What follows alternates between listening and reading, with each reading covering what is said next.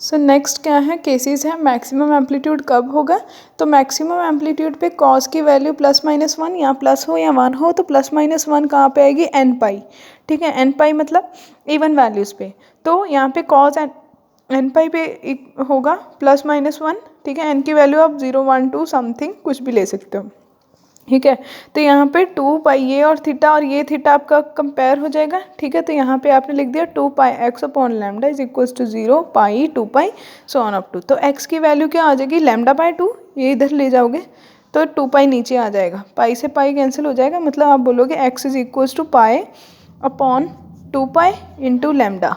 ठीक है, तो यहाँ से पाई पाई कैंसिल, λ/2 आ जाएगा, 0 λ/2 एन λ/2। ठीक है, तो यहाँ पे आपके क्या है मैक्सिमम एम्पलीट्यूड्स आएंगे। ठीक है, जिसमें आपकी एंटी नोड्स बनेंगी। एंटी नोड्स क्या होती है कि आपकी जैसे एक वेव ये चल रही है, एक वेव आपकी इधर चल रही है, तो ये आपका मैक्सिमम एम्पलीट्यूड जो होगा यहाँ पे आपके एंटी नोड्स बनेंगे। ठीक है, यहाँ पे एंटी नोड्स बनते हैं और यहाँ पे जहाँ पे मिनिमम होता है वहाँ पे आपके नोड्स बनते हैं। ठीक है, next condition for the zero displacement, zero displacement में cos of theta is equal to 0, वो कब होता है 2n+1 पाई पे। ठीक है, 2n+1 पाई पे यहाँ पे वैल्यूज़ ले ली, x की वैल्यूज़ ले ली है। यहाँ पे क्या हुआ, जब आपने इस वैल्यू को सॉल्व करा तो x is equal to π/2 into lambda upon 2 pi, तो पाई से पाई कैंसिल हो गया, λ/4 आ गया, इसलिए λ/4 3 λ/4 5 λ/4। तो यहाँ पे आपकी डिस्प्लेसमेंट 0 होगी और यहाँ पे आपकी फॉर्मेशन ऑफ नोड्स होगी। ठीक है, तो यहाँ पे ऑल्टरनेटिवली आपके नोड्स और एंटी नोड्स फॉर्म होंगे।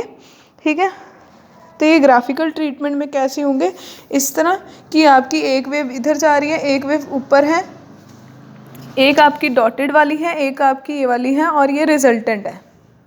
ठीक है, तो यहाँ पे एंटी नोड्स बनेंगे, यहाँ पे नोड्स बनेंगे। ये t is equals to 0 time, t is equals to t/4, t is equals to t/2 पे अलग, t is equals to 3t/4 पे ये अलग बनेंगी। ठीक है, जैसे ही आप t के टाइम को वेरी करोगे आपकी वेव्स जो हैं उन पे इफेक्ट आएगा। ठीक है, अब करेक्टरिस्टिक्स क्या है, तो यहाँ पे कंसेक्टिव नोड्स एंटी नोड्स बनेगी। करेक्टरिस्टिक्स क्या है, there are certain points called nodes, कुछ पॉइंट्स होंगे जिनको नोड्स बोलेंगे। वहाँ पे क्या होगा कि पार्टिकल रिमेन जीरो डिस्प्लेसमेंट होगी, वेलोसिटी 0 होगी, तो वहाँ पे 2 consecutive nodes are λ/2 distance apart. यहाँ पे λ/2 डिस्टेंस अपार्ट ये एक आपकी नोड बनेंगी, मतलब यहाँ से यहाँ तक λ/2 और यहाँ से यहाँ तक फिर λ/2। ठीक है, मतलब 2 कंसेक्टिव नोड्स जो है वो λ/2 डिस्टेंस अपार्ट होंगी। ठीक है, और since the particle of this points do not move this disturbance is not progressive, ये मूव नहीं करेंगे इसलिए ये आगे प्रोसीड नहीं होगी और energy transfer from one point to another point नहीं होगी। There are certain points called anti nodes, कुछ पॉइंट एंटी नोड्स होंगे जो मिडवे लाई करेंगे। यहाँ पे मिडवे जो है, ये मिडवे जहाँ पे आपका मैक्सिमम होगा एम्पलीट्यूड, तो मिड में होगा और यहाँ पे भी जो आपके एंटी नोड्स हैं वो λ/2 डिस्टेंस अपार्ट होंगे। ठीक है, तो यहाँ पे distance between consecutive node and anti node के डिस्टेंस होगा λ/4। Each particle of medium undergo simple harmonic motion about the respective mean. ठीक है, मेन पोजीशन के अराउंड एक मीन होगी, फिर ये दोबारा रिपीट करेंगे। ठीक है, तो ये यहाँ पे क्या है, सिंपल हार्मोनिक मोशन आपका प्रोसीड करेंगे। The amplitude of different particles are different, यहाँ पे अलग है, यहाँ पे अलग है, यहाँ पे अलग है, यहाँ पे अलग है, तो अलग अलग एम्पलीट्यूड पे ये अलग अलग नोड्स और एंटी नोड्स की फॉर्मेशन करेगा। When stationary waves are form the medium is distributed in segment. जब स्टेशनरी वेव फॉर्म होती है तो मीडियम क्या है वो सेगमेंट्स में डिस्ट्रीब्यूट हो जाता है आगे की आगे।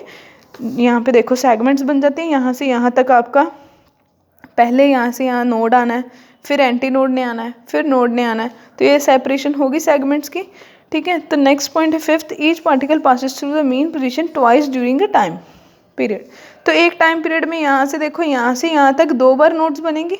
ठीक है, तो मीन पोजीशन, ये जो मीन पोजीशंस होती हैं जहाँ पे ये 0 होता है तो वहाँ पे वे ट्वाइस आपका मोशन होगा। The time period of the stationary wave is same as that of combined wave. जो आपके स्टेशनरी वेव का टाइम पीरियड होगा वो कंबाइंड वेव का आपका बिल्कुल सेम होगा, इसलिए फ्रीक्वेंसी वेवलेंथ जो है वो भी सेम रहेगी आपकी कॉम्बिनेशन ऑफ वेव्स में।